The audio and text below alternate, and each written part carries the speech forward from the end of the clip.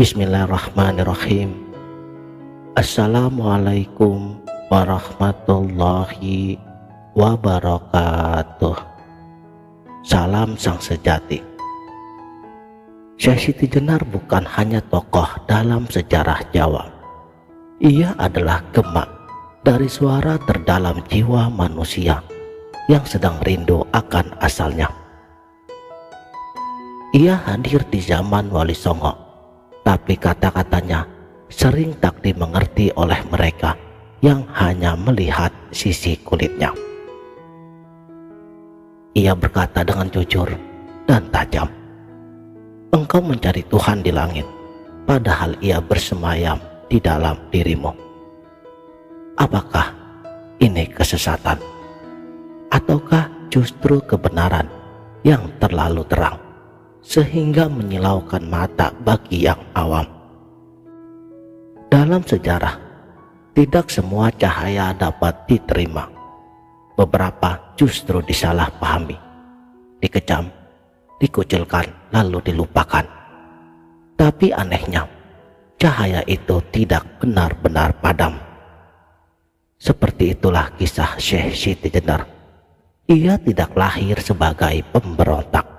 Ia adalah seorang pencari, seorang yang menyusuri lorong-lorong rohani sampai tak ada lagi dinding yang memisahkan antara aku dan dia.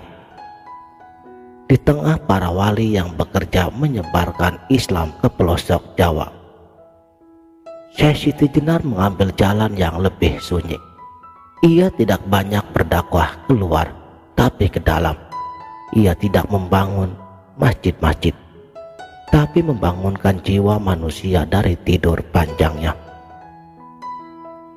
Agama adalah tali, tapi jika kamu tak tahu kemana ujungnya, kamu hanya akan terikat, bukan tertarik naik. Begitulah kira-kira semangat yang diemban Syekh Siti Jenar.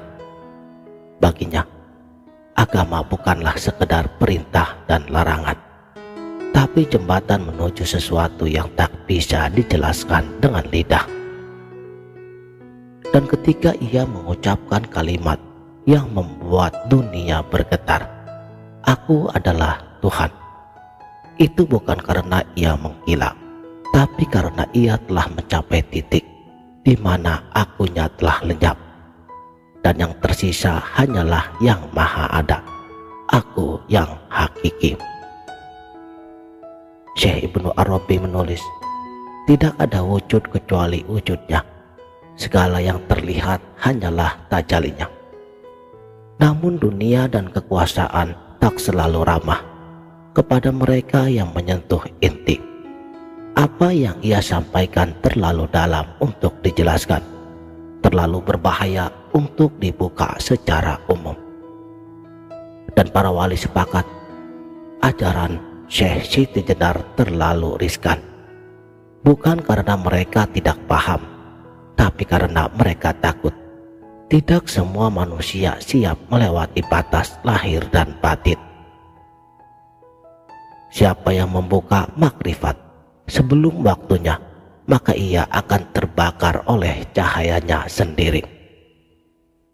Begitulah sifat ilmu laduni.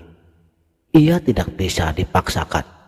Ia harus tumbuh seperti biji yang pecah di bawah tanah, bukan seperti lentera yang dipasang di tengah keramaian.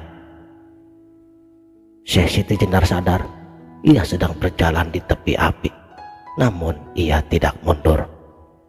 Ia tahu kebenaran yang tak disuarakan akan menjadi kutukan bagi ruhnya sendiri. Dan ketika ajalnya datang, ia pun tidak menggugat. Ia hanya tersenyum, karena bagi orang yang telah fana, kematian bukanlah akhir, tapi kelahiran kembali. Dalam serat centini, Syekh Siti Jenar mengatakan, "Mereka membunuh tubuhku, tapi bagaimana mereka bisa membunuh kesadaran?" Ruhnya tak pernah mati. Ia menitis dalam setiap jiwa yang lelah dengan kepalsuan. Dalam hati yang tidak puas dengan jawaban hafalan. Dalam ruang sunyi kita sendiri, saat kita bertanya tanpa kata, apakah ada sesuatu yang lebih daripada semua ini? Dan Syekh Siti Jenar menyuarakan sesuatu yang juga pernah diucapkan oleh para pencari terdahulu, seperti Syekh Mansur Al-Khalaj, Ana Al-Haq. Ia tidak sedang menyombongkan diri, ia sedang menyuarakan lenyapnya aku. Di sana yang tersisa hanyalah Zat yang Maha Esa. Begitu pula dengan Syekh Siti Jenar.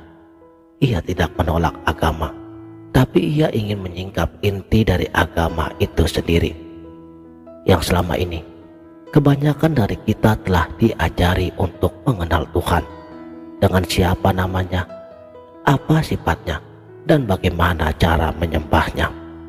Tapi tidak ada satupun yang bisa benar-benar menjawab satu pertanyaan paling mendasar: di manakah Tuhan itu berada? Dan kebanyakan dari kita menunjuk ke arah langit, sebagian lagi yang lain menunjuk ke kiblat, dan yang lainnya lagi hanya diam, karena mereka tahu Tuhan tak bisa ditunjuk, karena Dia lebih dekat dari kata dekat itu sendiri. Ala innahu bikulli syai'im muhit. Tapi seberapa banyak dari kita yang benar-benar merasakan kehadirannya, mengalami kedekatan dengannya, sampai akunya tak lagi menjadi aku. Hanya itulah makna sejati dari panah. Saudaraku, sang sejati. Ironisnya, selama ini agama seringkali dijalankan karena rasa takut. Takut neraka, takut dosa, takut murkanya. Dan hanya sedikit orang yang benar-benar menerapkan doa yang diajarkan oleh Rabi'ah Al-Adawiyah. Ya Allah, jika aku menyembahmu karena takut nerakamu, bakarlah aku di dalamnya. Jika aku menyembahmu karena mengharap surgamu, haramkanlah surga bagiku. Tetapi jika aku menyembahmu karena cinta kepadamu, janganlah kamu haramkan aku dari melihat wajahmu.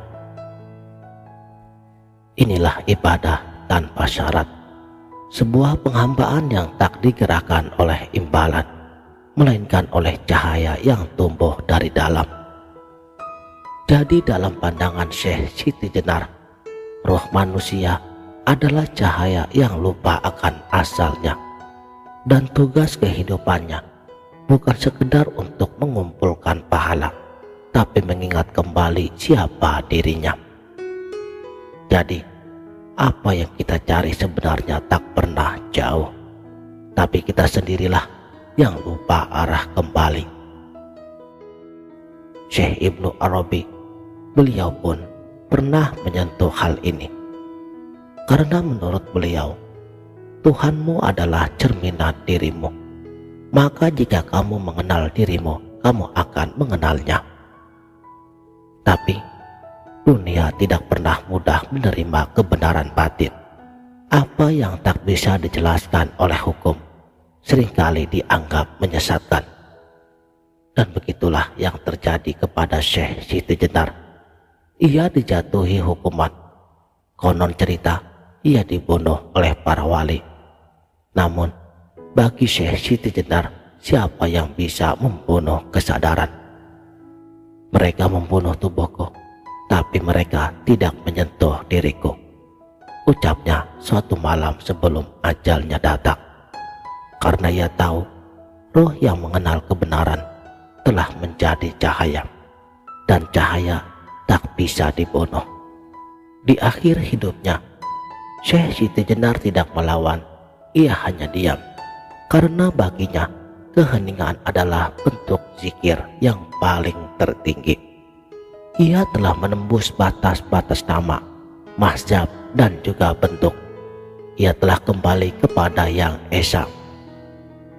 Seperti yang dikatakan oleh Syekh Jalaluddin Rumi, tinggalkan hidupmu yang penuh suara, masuklah ke dalam ruang sunyi, karena di sanalah Tuhan menunggumu. Hari ini, Syekh Siti Jenar mungkin sudah tidak dikenang dalam khutbah, tapi bagi para pencari spiritual, ia masih hidup.